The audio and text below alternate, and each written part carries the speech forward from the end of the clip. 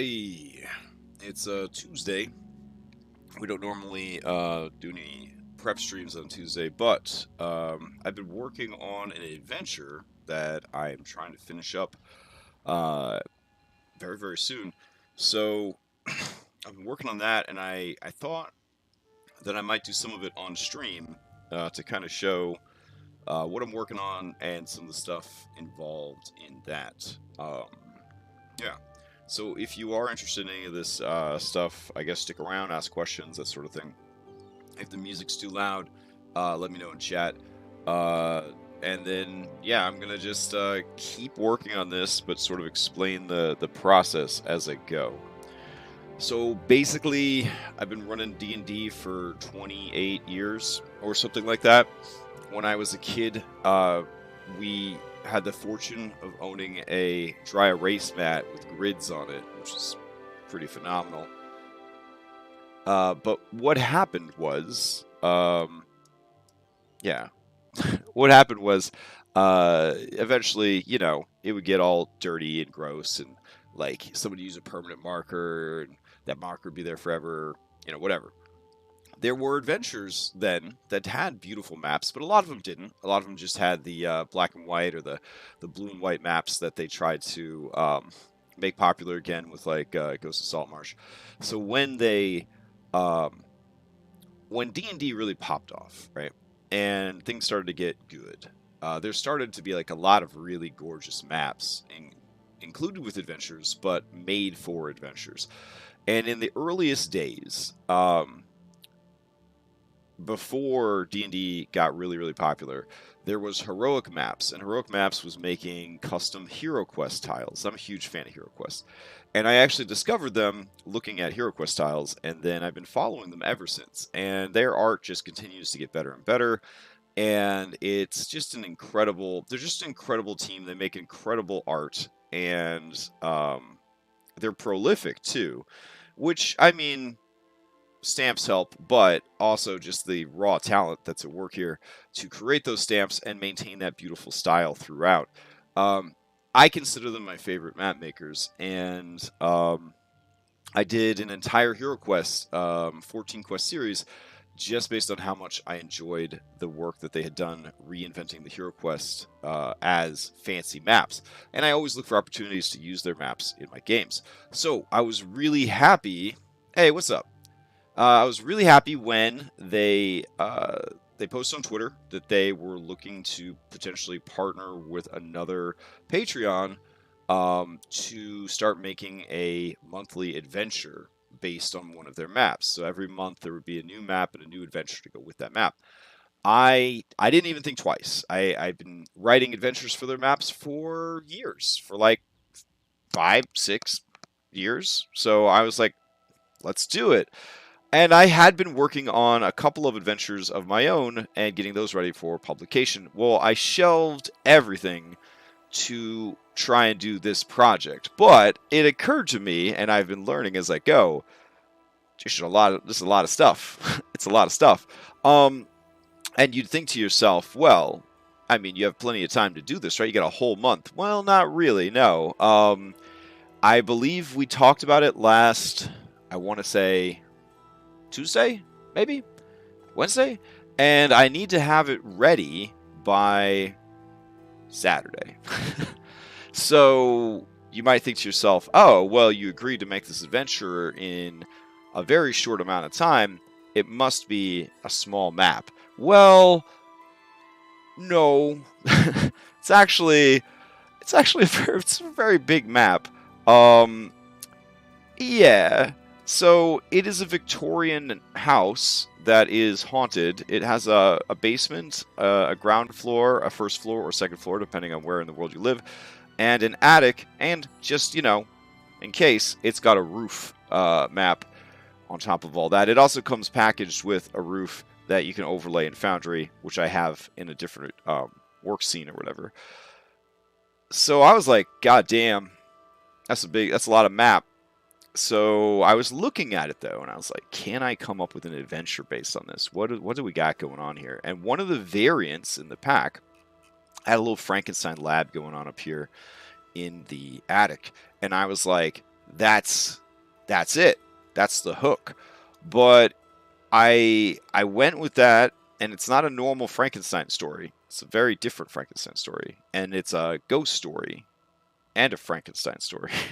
So there's like a lot going on, and I was inspired to the point of being like possessed. I finally understood like Stephen King protagonists when they sell their soul to the devil and they're just like writing and all they can think about is writing and they don't care about anything else and like they got to get these words out of their body and onto the paper, the typewriter, the Google Doc, whatever. So that's cool. I never have an issue coming up with ideas. I never have an issue being creative. That's not the issue. I was able to churn out, quite a bit of adventure in, pretty short amount of time. What I did is once I had the idea, I just looked at all the maps laid out, and anything that caught my eye, I made notes about it. Then I did a second pass. Did anything else catch my eye? I wrote down notes about it. Then I started to explore the house, room by room, area by area. Did anything else give me ideas? If nothing else gave me any ideas, those are probably going to be kind of boring areas of the map that don't do anything, which in a scary adventure you need. You need, like, you can't be scared all the time. You have to have an ebb and a flow. You have to have areas that don't have anything going on because the fear of something happening, the anticipation of something happening, and then something not happening, of course, is part of the storytelling, part of the fear factor of a spooky adventure. This is stuff I am learning from and for Curse of Strahd. So, a couple of things I've learned so far. One, it's a hell of a lot easier to write some messy notes for myself. And I'm sure anybody that supports me on Patreon hoping to get access to my notes, thinking that the notes are going to help them, is probably like nodding their head because it's like, yeah, my notes are a mess, right? So they have like, I love bulleted list. And they have like bulleted list of things like don't forget this and don't forget that. This is important, that's important.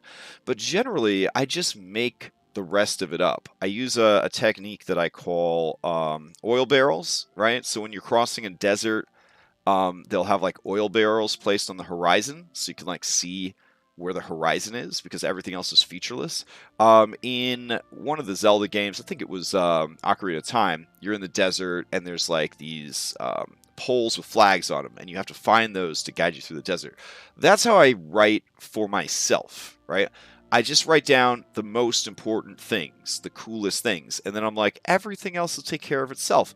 And then sometimes I just finish writing the adventure as I'm running the adventure because I come up with some cool ideas on the fly and I throw them into the adventure because it just feels like the right time for that. That improvisation, that's what I think being a dungeon master is about. Like being able to do what a video game cannot yet, right? Use your human AI to adapt to the situation, to adapt to the adventure, make it better, change it in the moment to be even more dramatic, even more scary, right? Switch things up.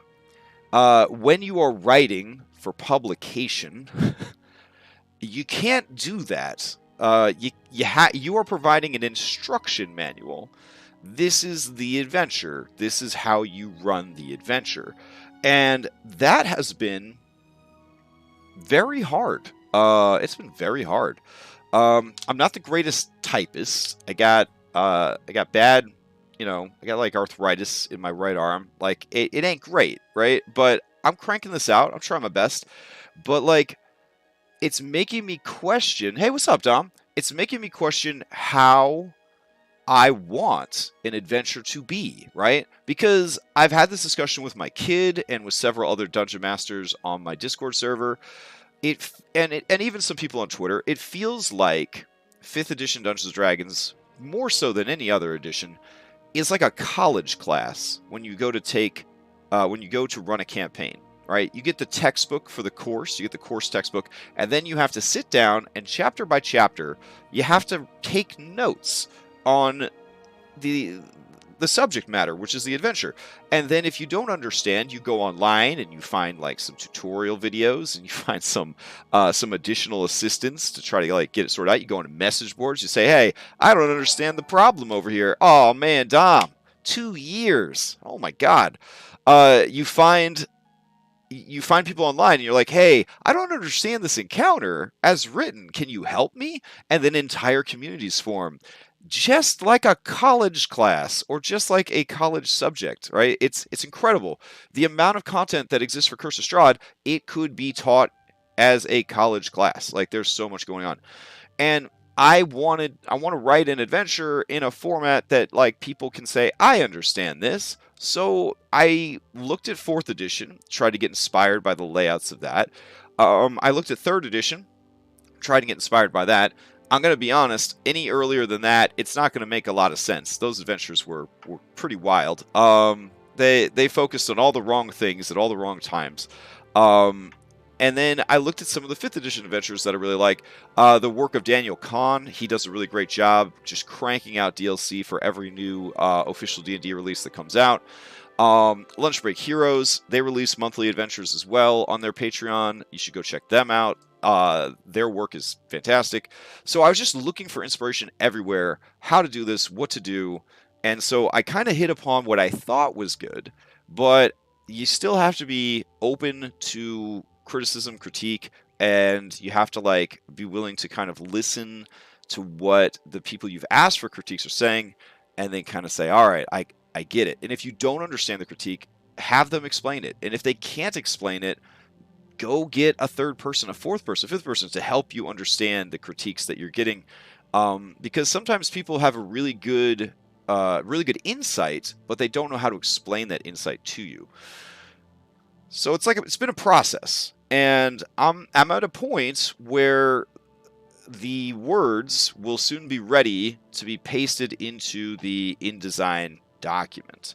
So I don't use InDesign very often. I'm a very skilled Photoshop user. I do not use InDesign very often at all, but I have made a couple of publications for my day job because other duties is assigned, and I went here and tried to make a template for adventures. Now this is obviously not a very spooky template. It's a very I basically have it codenamed BB Adventure, so it's like Basic Bitch Adventure. The idea was to create a template that I could then slot other adventures into, and then I could embellish those adventures if I had time. So basically you got your cover page, and then you go down here, you got a title page, subtitle, little introduction, a blank adventure for blank level characters. You got your credits right here. Your page number and your social shout down at the bottom on the footer. How is that controlled in InDesign? There's a thing called pages. So you go over to your pages, and then everything you do here, these templates get applied to the background of whatever page they've been applied to. So these guys have been applied their template A, and then I got template B on the last page, and then I got a blank template here for the cover. If I go back to the document itself, you can see that those page numbers automatically adapt and change as you are kind of reading through the adventure. I need to change the labeling here so that the cover doesn't get counted for my page numbers. So I do have to go in and fix that. And you can see that there is a stat block here.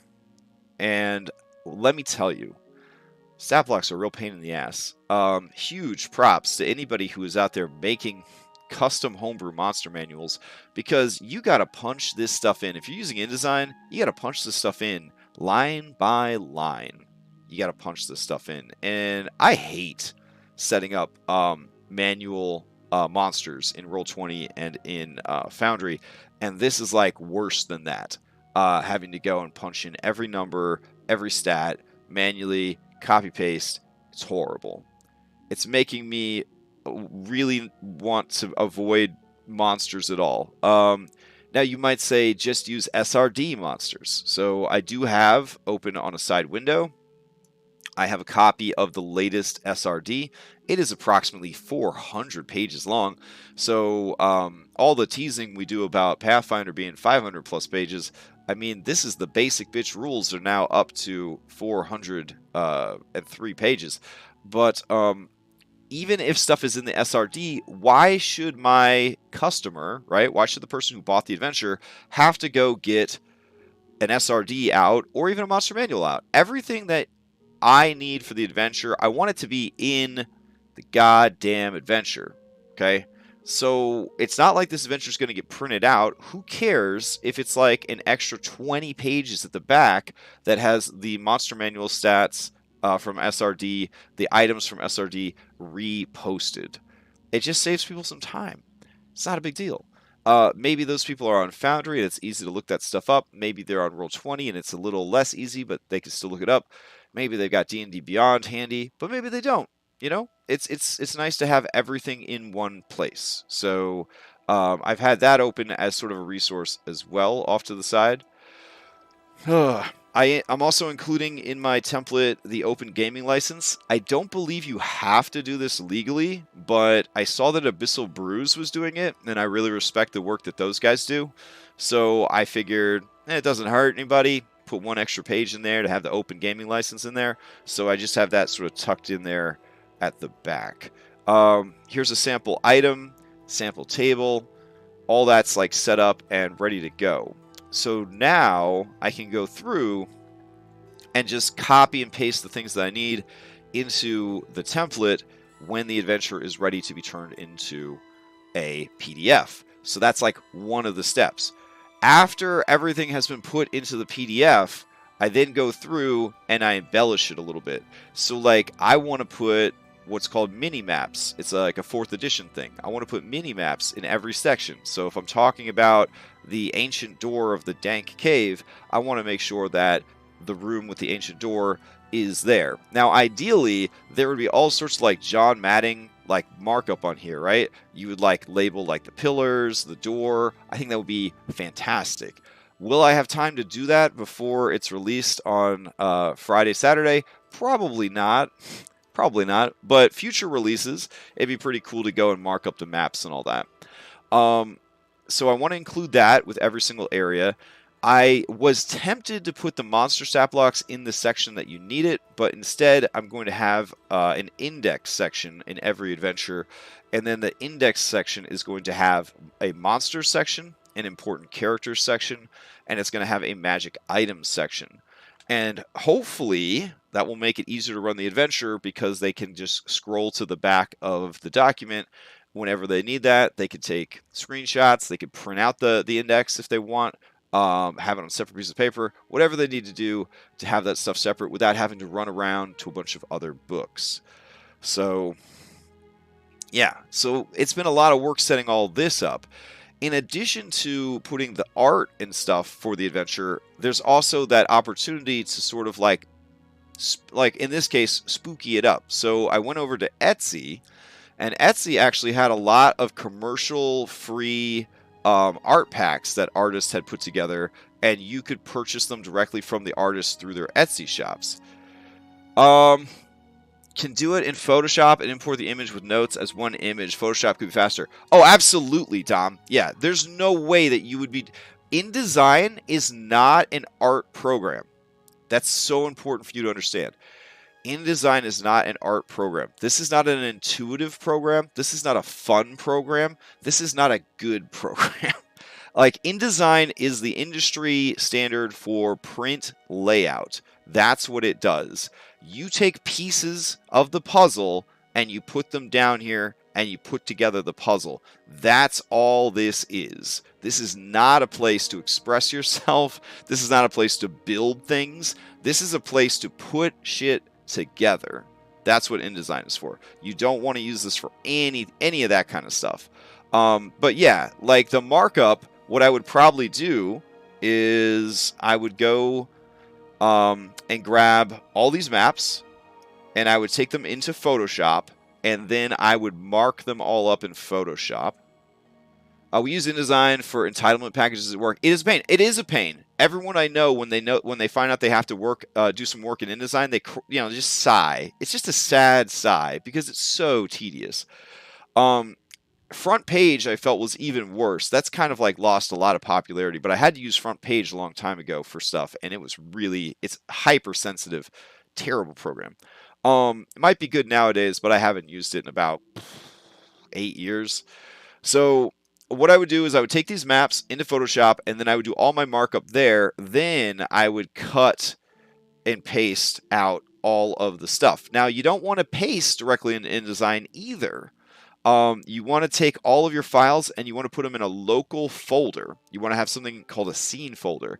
And you're going to get the best performance from InDesign if it's only referencing stuff from its own scene file. So you want to make sure that in addition to snipping all of these screenshots for the rooms, that you then save out those screenshots into a folder and then manually put those images into InDesign so that it gets good performance. Why are we fucking around? Excuse my language, losing a lot of money here, but why are we messing around with InDesign at all, right? Why don't we use Home Brewery? Why don't we use like one of those other programs? Here's why. My day job, I do web accessibility for websites, and a big part of web accessibility is PDFs, and I want to make sure that the PDF we are creating is the best possible PDF that we can create.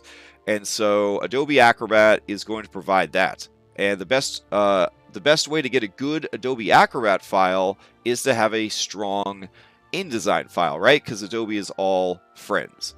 So we're going to write it in Google, which ain't the best program, but that's okay. We don't need any fancy formatting because all our formatting is going to happen in InDesign. So we wouldn't want to waste time with Word doing a bunch of fancy formatting because we're not going to keep any of that when we go and put it into InDesign. Now, I know that advanced users of InDesign and Word can set up a document so that the Word document instantly feeds into the InDesign document. I ain't there yet. Okay, I'm not there yet. I boot camped higher level InDesign this week to try and make a very nice template. And even then, my template's a little basic bitch compared to where I would have liked it. I'm happy with it, but it could be nicer. Yeah, so that's the other step, is that after we finish this document and we send it over to PDF, then we have to go into Acrobat and we have to add bookmarks and all sorts of other accessibility and user interface tools to make the adventure even better. Will there be time for that before Saturday morning or Friday night or whatever? Probably not, but we'll see how it goes. Yeah. So this is like a big process. The people that are cranking out like 2, 3 of these like adventure PDFs a month, the Ann Gergesons, the Daniel Kahns, the Lunch Break Heroes of the world, mad props. Absolutely mad props.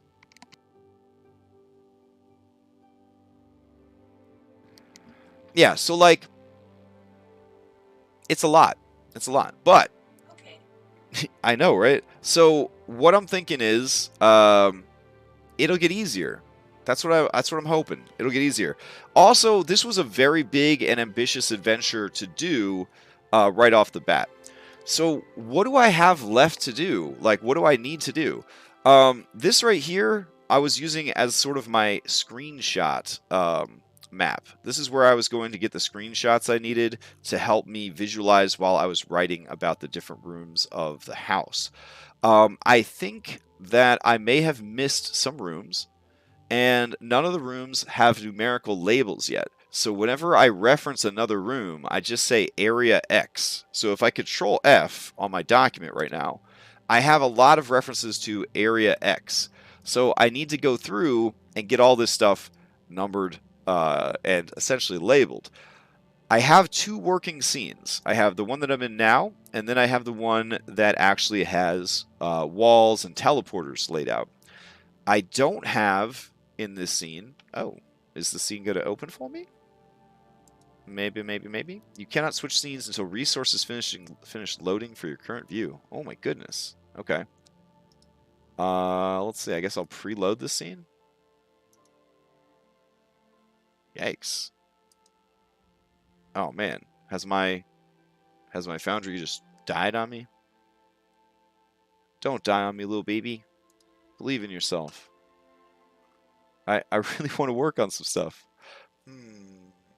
That's a little frustrating. Alright. Well, what we'll do for now is... dang.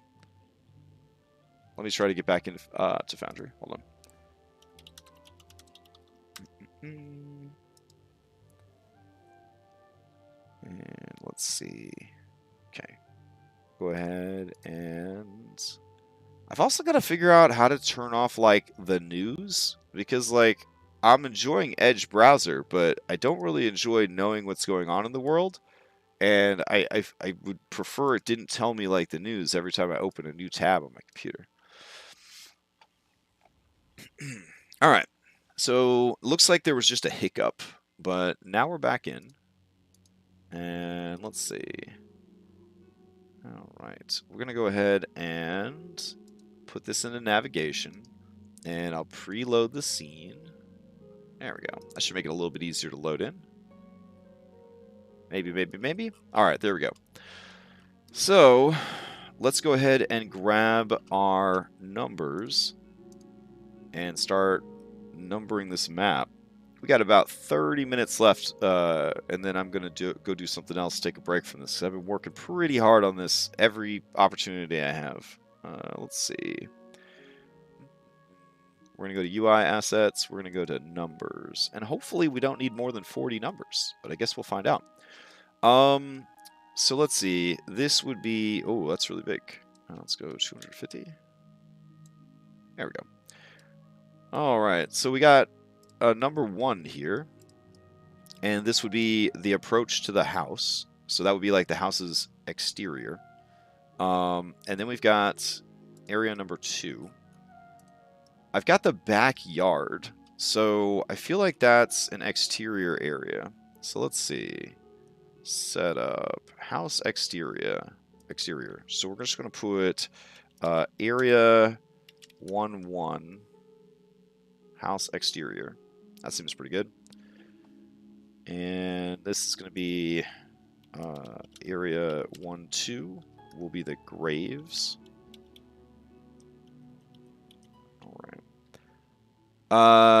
Absassing. What are you using to map out that area? I use Foundry VTT, hosted on the Forge VTT for my virtual tabletop stuff. First time chatter, Absassing. All right, so we've got, and the maps are by Heroic Maps. So let's see, that's the exterior. 2 would be the grave, so that would be all the way in the back here. There we go. And then the conservatory is over here, and that's number 3. Okay. And I've got a little assassin vine hanging out in there. A little assassin vine. Okay, so that would be, let's see, area 1-3. And then we've got the actual interior. So maybe the exterior of the house should be like E1 and E2 and E3. That might work. Okay. So then we've got the interior ground floor. Okay. So this would be area G1. Okay. Dash. Okay. And we'll start over again with these, I guess. I'll probably, like I said, this is labeled so that I can run it in Foundry, but I'm going to do the actual markup of the map in Photoshop, so I'll probably just, you know, use numbers and stuff, and then I could easily put E2, G1, you know, that sort of thing. All right, the main hall. There we go. And that's going to be G2. And I think what I'll do is maybe I'll just read off each one as I go, and that'll kind of give me a sense that I kind of am acknowledging what's happening in the adventure. So E1 is the exterior of the house. Haunted or not, the tall, looming Victorian-style manor looks ominous, surrounded by dead and dying trees, cloying mist, thick, dark drapes, the color of old blood are drawn. Let's see. Surrounded by dead and dying trees, dead and dying trees. Dead and dying trees. Period. Alright, so we should put cloying mist, cling to every surface and creep along the ground like tendrils seeking out warmth in the cold dark. Period. Alright, and then we'll put thick dark drapes. I said dark 2 times in a row. Alright. So we'll do thick, heavy. There we go. Drapes. The color of old blood are drawn in almost every window. The house somehow looks well maintained and derelict in equal measure. The wind howls, and the dark storm clouds overhead threaten rain. A 6-foot-tall stone wall winds its way around the perimeter of the estate like a granite serpent. Alright, now I'm proud to say that I wrote that myself. But if I ever find myself struggling with flavor text, I go to describe.com. Describe.com has flavor text for every possible thing you could imagine. And you are allowed to use that commercially based on what level membership you're at. And you do, as long as you give like credit to the site, you know, kind of like send customers their way, that sort of thing. I've found it to be very good for like getting the juices flowing, right? For example, I have a conservatory in the back. I typed in Haunted Conservatory. There was an entry for Haunted Conservatory. They have thousands of flavor text for everything you could imagine, and they even do commissions for custom flavor text if you want an intro flavor text for your character, or you're just struggling with a way to describe your upcoming adventure, for example. So yeah, described.com is the link to that. I guess I will throw that up in the thing. They are not technically sponsoring this stream, but they did give me a free membership. So I like them quite a bit. They are very, very helpful for coming up with cool flavor text. All right, I guess that was kind of an ad. I don't know. While we're doing ads, Extra Life's coming up the first weekend of November. If you want to raise some money for kids and play a bunch of fun one-shots and online games with me and my friends on our server, we've got a lot of great games going. Some Cyberpunk. We got some Divinity-inspired 4th edition D&D. We've got a Kobold Lemmings-style game, trying to kill as many kobolds as possible while accomplishing the mission. Spooky sci-fi, fantasy, all sorts of good stuff. Marathons, Warcraft games, everything's happening that weekend. It's going to be really fun. Hit me up on Discord for an invite to the server. The server's invite only, or just head over to Patreon and you get onto the server through Patreon without having to talk to me, which is cool. But yeah, keep that in mind. Alrighty, so let's keep going. Area 2, the grave. So out in the backyard, we got this grave. And basically it says, a simple flare stone. That's apparently what a flat gravestone is, called a flare stone. A simple flare stone grave marker reads, Dr. Zoe Genesi, father, husband, friend, and healer. Death does not mean the end. And then it proceeds to talk about what's happening in that gravestone.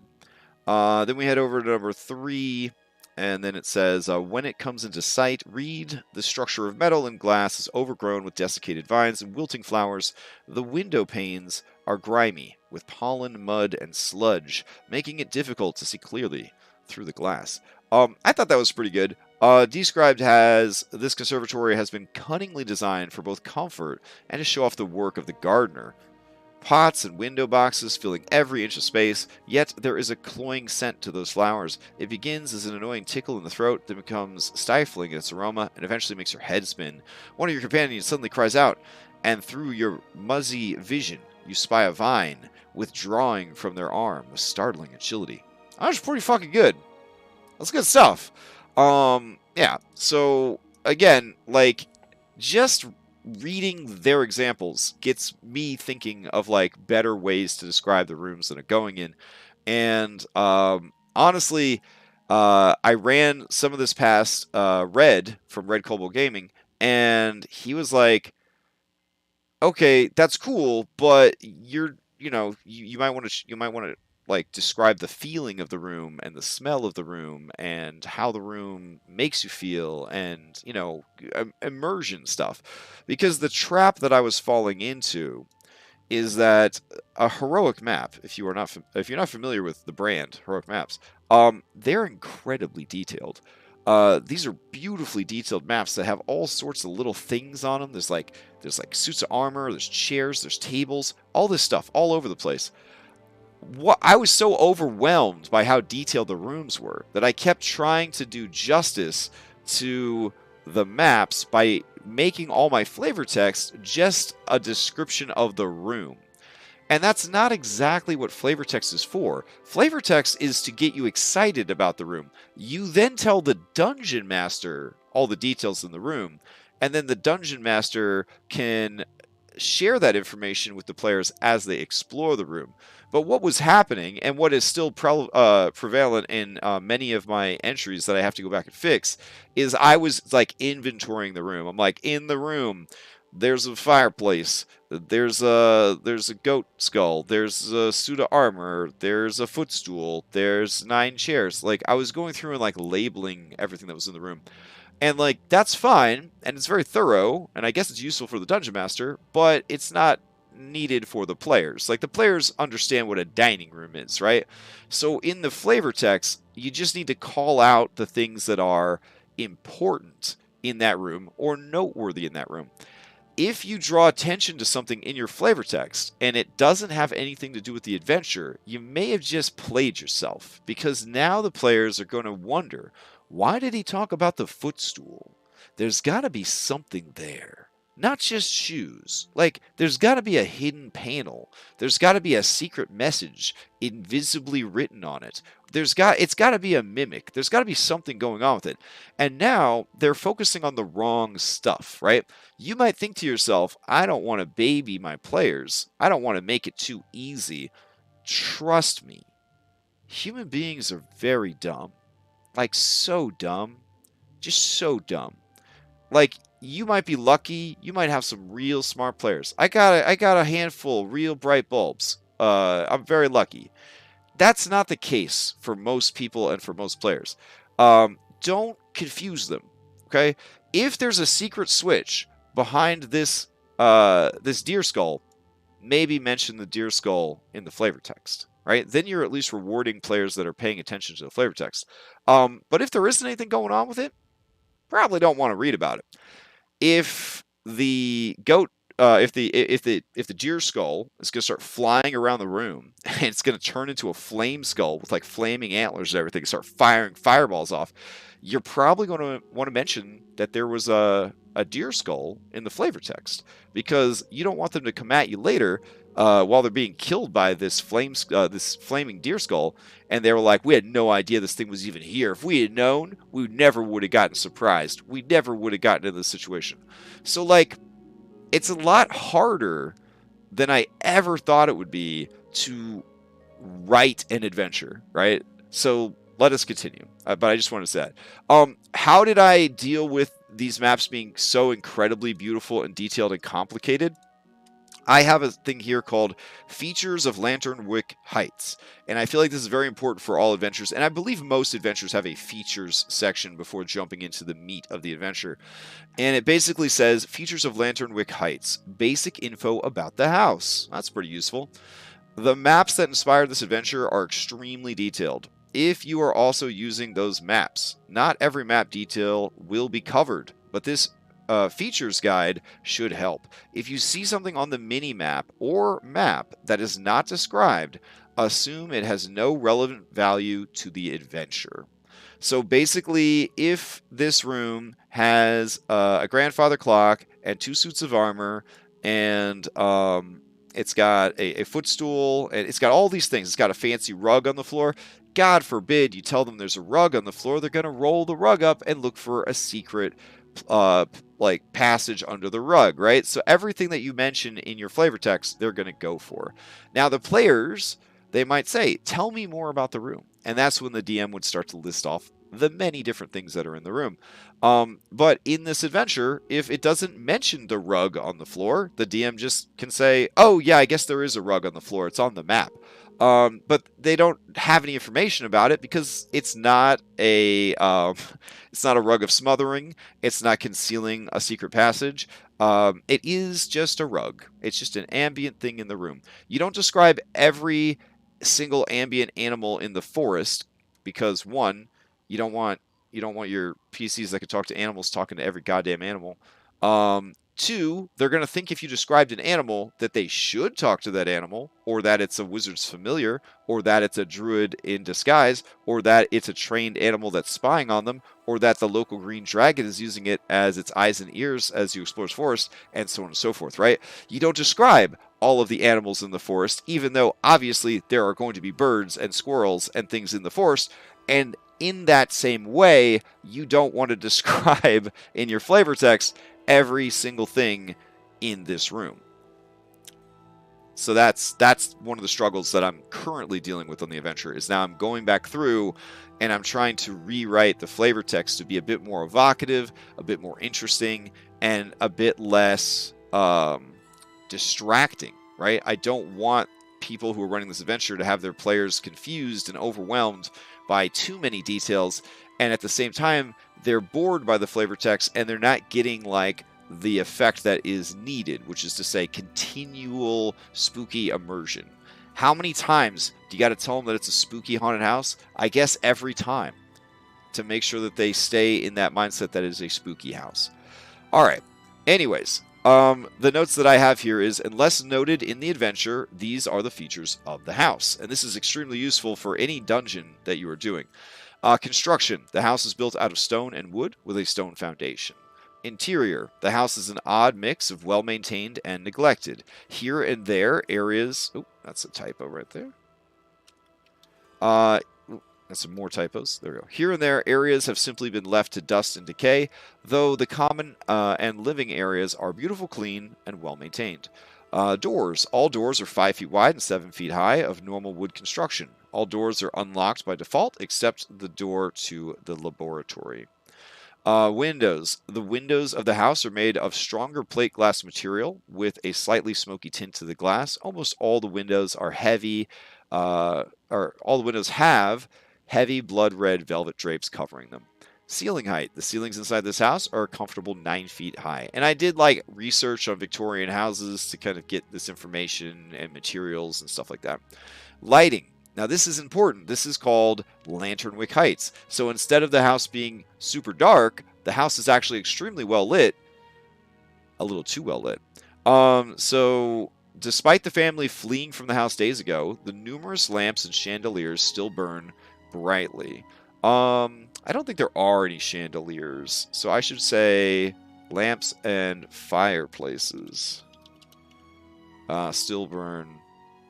Maybe I should put, still burn brightly. The flames never seeming to consume the available fuel. Lights that are extinguished reignite or relight themselves after 10 minutes. A dispel magic causes a single light source to go out for 1 hour. And so that's kind of like a paranormal phenomenon, is that the lights are burning without using fuel, and then they're staying burning and reigniting themselves and stuff. Statuary. The grounds and the home are littered with statues and suits of armor on display. These are collector's items depicting famous gods, heroes, and even villains and monsters from your campaign world's history. Again, this is a setting agnostic adventure, so we can put it on DM's Guild. So we can't make any mention of like any world, any NPC, anything that would be an official WotC property. So throughout, I remind people that you could use this in Curse of Strahd, winky face, but you don't have to. Let's see. The statues weigh 350 pounds, the suits of armor weigh 55 pounds, and provide no actual protection, being showpieces and only for display. And then we go in to start talking about the house, knowing that every instance of these things we have already covered at the very beginning. So that's pretty cool. All right, so let's go into the house. All right, we've got ground floor, which is also known as the first floor in America. which is just a pain. In Europe, the first floor is the second floor because the first floor is the ground floor. As a child growing up in Italy and then coming back to America, it was very confusing. There was a lot of confusing stuff. America does everything its own way. I don't know how else to describe it. Anywho, let's see. So G1, the front door. Flagstone steps lead up to a roofed stone landing. A lantern burns merrily in a sconce, illuminating the beautiful door and casting dancing shadows upon the lawn. So why am I saying it's beautiful and merry and dancing? Well, I already described the house as being spooky and the grounds as being spooky. So I want to reverse the script and say that it's almost like the house is honeypot, right? Catfishing you in by trying to be more inviting at the front door. So it's flipping the expectations. If you're spooky all the time, it's not spooky anymore. So sometimes being not spooky when you're being spooky is spooky. Yeah. All right, so then we got area G2, the main hall. As you open the door to the house, you spot a pair of armored guardsmen flanking the entryway, and through an ornate archway, 2 leering stone gargoyles. A clock ticks and talks in the distance. Oh, I didn't finish writing this. Okay. A clock ticks and talks in the distance as you take the measure of these new foes. Only period. There we go. Let's see. And then we'll put the air is still, and the shadows flitting about from the hanging lanterns sparsely hung, and the shadows flit about. There we go. From the hanging lanterns sparsely hung in the hall. Yeah, that sounds pretty good.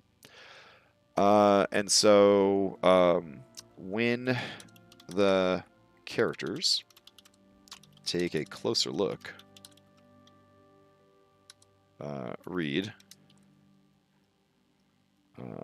a closer look reveals the guardsmen to be nothing more than ornamental armor stands.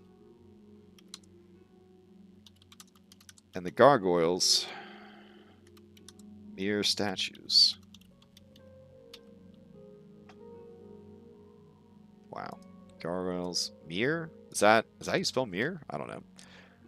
Alright, so let me do that. And this will look really nice, because the flavor text for our InDesign template, it looked real nice. So it's not going to be like this. It's going to look like, real adventure. And then this is information for the DM. And then I have this thing that's called Other Areas of Interest. And this is where I started to wonder, would a bulleted list format actually work for a published adventure? Or do people want to read a bunch of words and have to figure out what's important from that or not? So I'm kind of in flux. Do I provide some chatty, paragraph, or do I provide a nice bulleted list that says, hey, this is the interesting stuff in this area? Or do I do some kind of combination of both?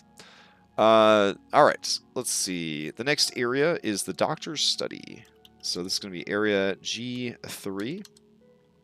We'll drag the number 3 over to the study. Bloop. And this says, a crackling fire illuminates a large, comfortable study. Shelves containing papers, scrolls, and books line the walls,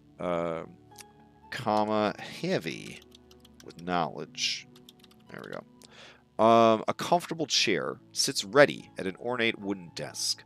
An iron lantern hangs from an iron hook on the west wall, adding more flickering light to the room. The heavy red velvet curtains are drawn tight. Yeah, so I don't know why I mentioned the curtains in this room, but then I felt like I had to mention the curtains in every room. It seemed like it was kind of cool to mention the curtains as like a fake out, like, oh, there's curtains, but I'm probably going to just take the curtains part out because we've sort of already described that there are curtains in every room. So I'll probably just add that information down here in the other areas of interest. And so basically, I keep like walking myself through this adventure over and over again, cleaning up the language, clarifying things, organizing things, matching things up as I go through. I can't actually remember how many passes I've made on this adventure thus far, but it feels like a lot. All right. Let's see. Then there's the dining room. So this may or may not be... Okay, this is a great example of too much explanation and not enough storytelling. So you look at this dining room, and I basically just describe it. The spacious room boasts a large wooden table with 8 comfortable-looking chairs arranged around it. Buck skulls adorn the northeast and southern walls. A small bench rests in a bay window that dominates the western side of the room. 2 small doors lead north, one east and one south. The room is lit by an inviting fire in the hearth and 2 iron lanterns hanging from wall hooks. A massive area rug covers the aging parquet floors. A grandfather clock slowly and steadily counts down. I don't know why it says turns. Counts down the remaining moments of your life. I thought that was kind of spooky, but I think maybe I like over described it. You know what I'm saying? And then here it says areas of interest, and it just says there is absolutely nothing of interest in this room. The closet contains cleaning supplies, brooms, mops, buckets, and so forth. I could probably add the doors part down here.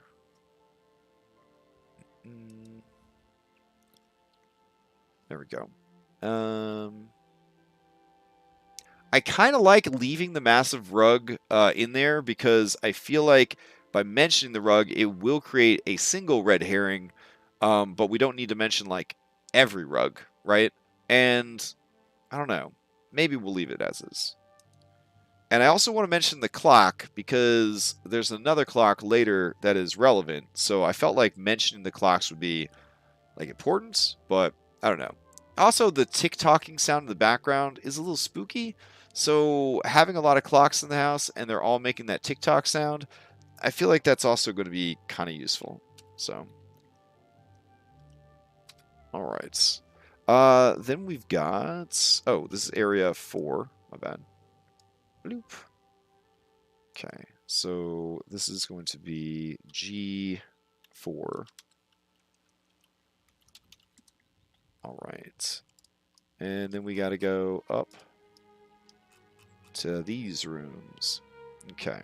So these are the utility stairs, which I guess we just put this right there for my own purposes. Cool. And this is...